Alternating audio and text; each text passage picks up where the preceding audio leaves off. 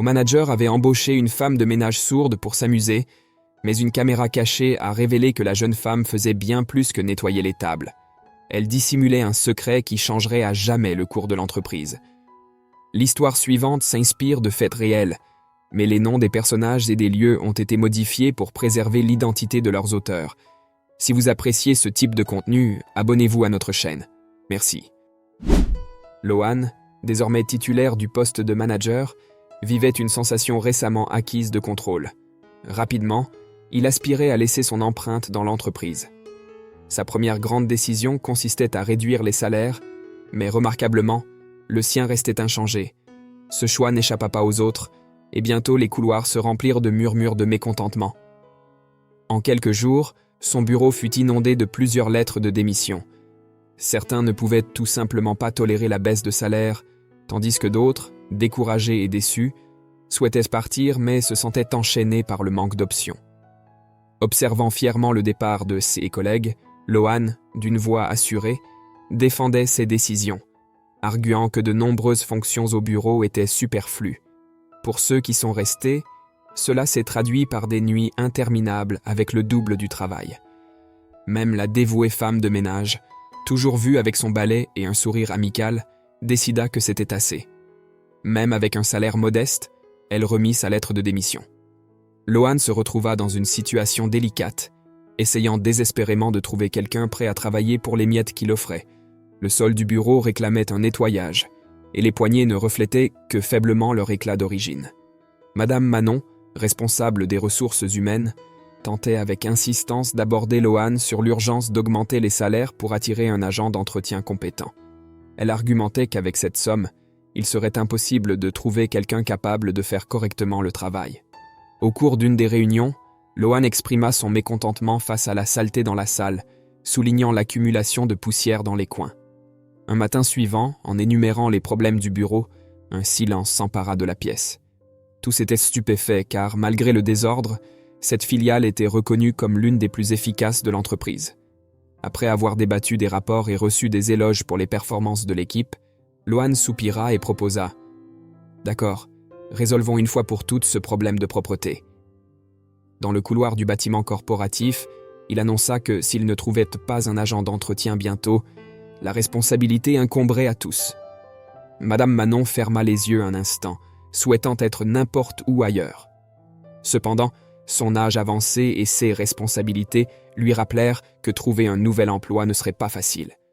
Chaque fois que le sujet était évoqué, elle absorbait silencieusement les paroles dures, cherchant du réconfort dans son traitement contre l'anxiété. Lors de la réunion du lendemain matin, Lohan exprima à nouveau son mécontentement. Sans un agent d'entretien en vue, il se lamenta de la difficulté à pourvoir le poste. « Nous sommes une entreprise prospère. Qui ne voudrait pas se joindre à nous ?» demanda-t-il visiblement frustré, tout en se dirigeant vers la fenêtre. Pendant un moment, Lohan s'arrêta et fixa quelque chose à l'extérieur du bâtiment. En bas, une femme en vêtements simples organisait soigneusement des boîtes en carton à côté des poubelles. Une expression sarcastique apparut sur les lèvres de Lohan, et sans détourner le regard, il commenta avec Madame Manon. « Alors, il semble que personne ne veuille travailler avec nous pour le salaire offert. Voyons si c'est vrai. » Avec un geste brusque, Lohan ouvrit la fenêtre, absorbant la fraîcheur du jour qui commençait à se réchauffer. « Hé, mademoiselle !» cria-t-il. « Venez ici, peut-être que j'ai une proposition intéressante pour vous. » Cependant, la femme restait concentrée, manipulant des boîtes en carton sans se laisser distraire.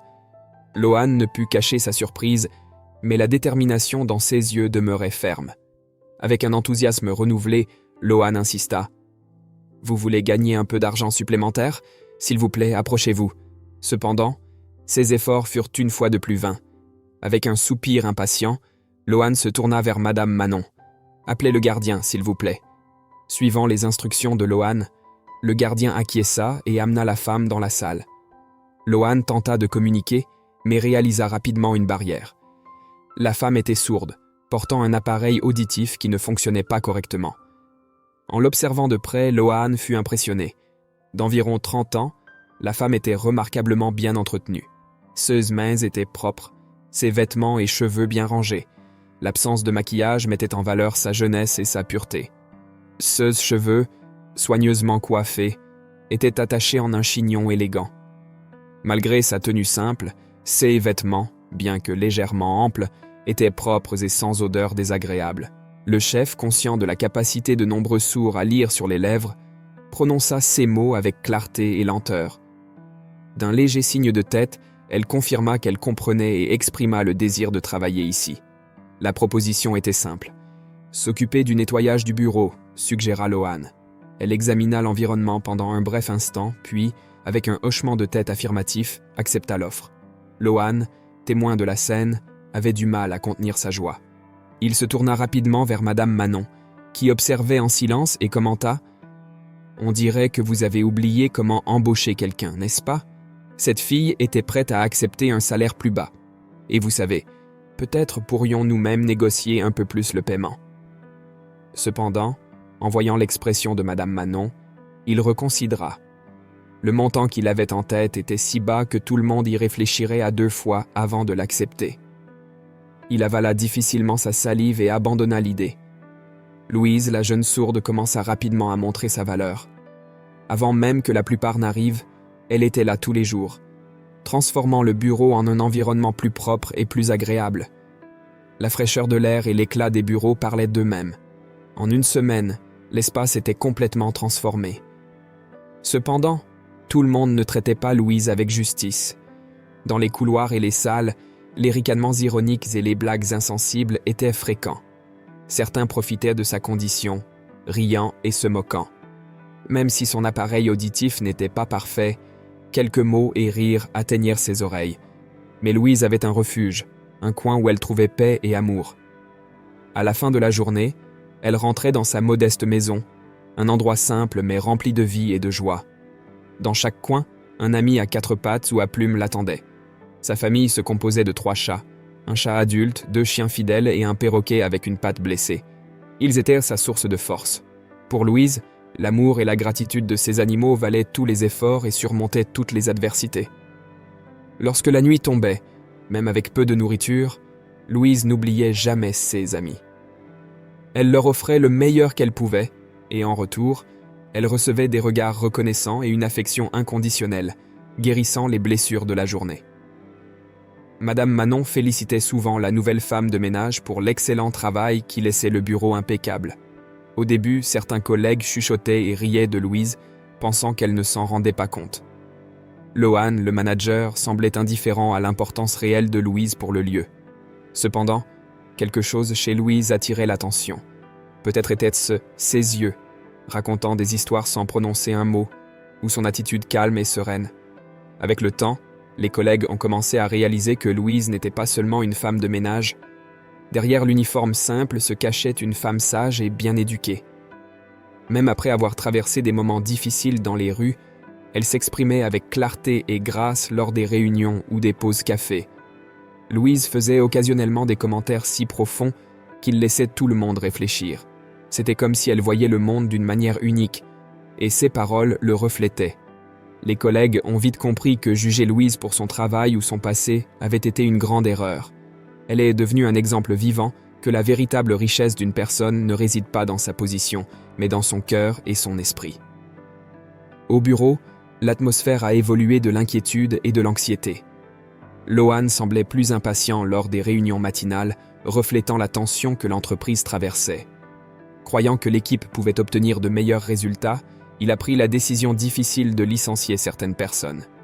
Cette situation a laissé les employés restants inquiets. Des rumeurs circulaient, suggérant que Lohan pourrait bientôt se retrouver seul dans ce bureau. Darlan, le leader visionnaire de l'entreprise, a commencé à effectuer des visites plus fréquentes, peut-être préoccupé par la direction que cette filiale prenait. Cependant, Lohan profitait de ces visites pour intimider et pousser les employés à créer une image positive de Darlan lors de ces inspections. Malgré les efforts de Lohan, Darlan, qui avait bâti l'entreprise depuis le début, n'était pas prêt à laisser échouer. Il était déterminé à prendre des mesures pour inverser la situation. Après plusieurs visites à CE, qui était autrefois une filiale prospère, Darlan réalisa que bien que le bureau semblât fonctionner correctement en surface, il régnait un climat d'inquiétude parmi les employés. Après une autre visite, Darlan annonça que l'entreprise serait soumise à un processus d'évaluation rigoureux et tous les employés, y compris le manager, auraient une journée de congé payée. Ceux qui refuseraient recevraient toujours leur salaire pendant leur absence. Darlan installa discrètement des caméras dans tout le bureau, connectées à son ordinateur personnel. Il voulait découvrir la vérité sur ce qui se passait réellement dans le bureau et prendre des mesures pour sauver l'entreprise qu'il avait construite avec tant d'efforts. Darlan se consacra à surveiller le bureau quotidiennement, de l'ouverture à la fermeture, compilant méticuleusement des informations et des preuves pour comprendre les raisons du déclin de la filiale. Un jour, lors d'une réunion, Darlan fut surpris par un plan d'affaires très bien structuré. Il lut rapidement le document et regarda Lohan, étonné. « Qu'est-ce que c'est » demanda Darlan, tenant le plan d'affaires. « Qui l'a préparé » Lohan, remarquant l'intérêt de Darlan pour le matériel, baissa modestement la tête et répondit « J'y ai mis beaucoup d'efforts, monsieur. Je n'ai pas dormi plusieurs nuits. J'espère que cela vous plaira. » La première chose qui attira l'attention de Darlan fut la calligraphie féminine soignée. Il avait déjà lu plusieurs rapports rédigés par Lohan et était familier avec son écriture brouillonne. Des recherches ultérieures indiquèrent que l'esprit de Lohan était aussi confus et erratique que son écriture, laissant Darlan sérieusement méfiant quant à la véracité de ce que Lohan avait dit. En analysant les vidéos enregistrées, Darlan fut surpris de découvrir que la femme de ménage passait beaucoup de temps à la scène. Il comprit que Louise, la nouvelle femme de ménage, n'était pas seulement efficace, mais contribuait également positivement à l'ambiance du bureau. Louise travaillait sur des documents que Lohan s'était attribués jusqu'à tard dans la nuit. Dans les images, on pouvait la voir totalement concentrée et absorbée par son travail, sans se soucier de l'heure. De plus, elle pouvait créer des graphiques et des diagrammes avec facilité, comme si elle le faisait depuis des années. Darlan était déçu par le comportement malhonnête de Lohan et frustré d'avoir laissé tant de choses échapper dans sa filiale. Le lendemain matin, Lohan fut appelé dans le bureau de Darlan. Il entrait précipitamment quand il vit l'expression sur le visage de Darlan et s'arrêta brusquement, baissant les yeux tandis que Darlan le réprimandait. Tout le monde dans le bureau avait peur de parler ou de bouger, redoutant la colère du patron. Darlan commença, indigné. « Lohan, votre manque d'honnêteté et vos trahisons ont failli ruiner notre filiale, vous le saviez ?» Ses yeux étincelèrent de colère tandis qu'il observait Lohan, dont l'expression révélait maintenant un mélange de nervosité et d'excuses préparées. « Je suis simplement perplexe devant la quantité de talents de premier plan qui sont partis à cause de votre comportement arrogant. Tous ces professionnels que j'ai peiné à sélectionner sont partis à cause de vous. » Darlan se confia, lançant un regard froid à Lohan, dont la confiance initiale s'effondrait rapidement. Lohan, tentant de s'expliquer, commença « Darlan, laisse-moi t'expliquer. »« Je n'ai pas besoin de ton explication, » coupa Darlan fermement. « Je pensais que tu testais simplement une technique, mais quand tu as tenté de t'approprier le travail des autres, c'en était trop. » Darlan soupira, son visage sérieux indiquant qu'il n'y avait plus de place pour les excuses. « Tu as seulement 10 minutes pour rassembler tes affaires et disparaître d'ici. » Ce qui était autrefois un gestionnaire confiant semblait maintenant vaincu, une teinte pâle recouvrant son visage, alors qu'il se dirigeait vers la sortie. Pendant ce temps, Darlan demanda à la secrétaire d'amener Louise, la femme de ménage sourde du bureau. La jeune femme entra silencieusement, son regard curieux fixé sur Darlan. L'invitant à s'asseoir, Darlan entama une conversation avec Louise, montrant que même en pleine crise, il valorisait la diversité et les compétences de tous les membres de l'équipe, indépendamment de leurs limitations auditives. « Détends-toi, prends une chaise, je veux te connaître mieux. Clairement, tu n'es pas du genre à avoir été défavorisé toute ta vie, » commença Darlan, entamant la conversation. La fille, un peu confuse, hocha la tête, confirmant que c'était vrai. En l'écoutant parler, Darlan remarqua que, malgré sa surdité, elle était perspicace. Louise regardait le paysage par la fenêtre tout en partageant son histoire. Louise a grandi dans une famille modeste, mais elle a toujours eu une passion pour l'apprentissage, même dans des circonstances compliquées à la maison, où ses parents se livraient à la boisson et aux querelles nocturnes. Elle s'est consacrée à ses études, du 3e année jusqu'à l'université, trouvant refuge dans une maison abandonnée voisine pour étudier les jours où le chaos régnait chez elle. Le matin, elle retournait silencieusement chez elle, récupérait ses affaires pendant que sa famille dormait encore et se précipitait à l'école, faisant face à des adversités. Louise se démarquait dans ses études et n'a pas eu de difficulté à entrer dans une école de commerce. Elle était une élève perspicace et déterminée, admirée par ses professeurs, avec une capacité naturelle à assimiler rapidement les concepts. Toujours prête à aider ses camarades, Louise a obtenu son diplôme avec la meilleure moyenne. La gestion d'entreprise était son domaine de prédilection, et elle rêvait de travailler dans ce secteur. C'est là qu'elle a rencontré son premier amour, Connor, d'1 an son aîné. Dès que leurs regards se sont croisés dans les couloirs de l'université, ils savaient qu'ils étaient amoureux. Malgré la désapprobation de la famille aisée de Connor, qui ne voyait pas d'un bon œil la relation avec une femme intelligente mais financièrement défavorisée, leur amour était si intense que Connor a demandé Louise en mariage, exprimant le désir de partager le reste de sa vie avec elle. Dans une journée qui promettait le bonheur, Louise et son fiancé, Connor, excités pour le mariage la semaine suivante, ont décidé de rendre visite à des amis hors de la ville. L'attente était grande alors qu'ils conduisaient vers la maison de campagne des amis, où une réception chaleureuse les attendait. Cependant, un brouillard dense est apparu soudainement, obscurcissant tout autour d'eux. Inconscients, les phares d'une voiture venant en sens inverse brillaient directement sur leur pare-brise. Le terrible son des freins et un bruit sourd remplissèrent l'air. Quand Louise reprit conscience, elle était dans une ambulance. Sa première préoccupation était l'état de Connor, mais elle s'évanouit en apprenant qu'il n'avait pas survécu. En se réveillant à l'hôpital, elle réalisa immédiatement que quelque chose dans sa vie avait changé de manière drastique. Elle était devenue sourde. Les médecins, incapables d'expliquer cette perte auditive soudaine, l'attribuèrent au stress. Malgré la surdité et le tourbillon émotionnel, elle supplia les médecins de lui permettre d'assister aux funérailles de son bien-aimé, mais sa demande fut refusée. Même visiter la tombe de Connor lui était interdit. Les parents de Connor accusaient Louise de l'accident, affirmant que, sans elle et ses amis aux ressources limitées, il n'aurait pas été à la maison de campagne. Dans un moment de fureur, la mère de Connor, presque avançant les poings serrés, murmura « Je vais rendre ta vie un enfer. Au mieux, tu obtiendras un emploi de femme de ménage. Tu regretteras d'avoir ruiné la vie de mon fils. » À ce moment-là, la pauvre Louise regrettait seulement de ne pas avoir perdu la vie à la place de Connor, car elle croyait qu'elle n'était plus nécessaire à personne. Sa mère, changeant constamment de partenaire, parvint à incendier la maison lors d'une de ses beuveries avec un autre amant. Louise se retrouvait dans une situation de dénuement, sans emploi, sans domicile, sans amour, et maintenant sans capacité auditive. Trouver un emploi était devenu une mission impossible, car personne ne s'intéressait à une Mandy sourde et vulnérable. Au début, Louise apprit à lire sur les lèvres par elle-même. Après un certain temps, elle parvint à rassembler un peu d'argent en faisant du ménage sur le marché local. Avec cet argent, elle investit dans un appareil auditif plus abordable, qui ne lui rendit pas complètement l'ouïe, mais lui permit de capter quelques mots. À partir de là, elle commença à errer sans but, trouvant un petit abri où elle pouvait se réfugier.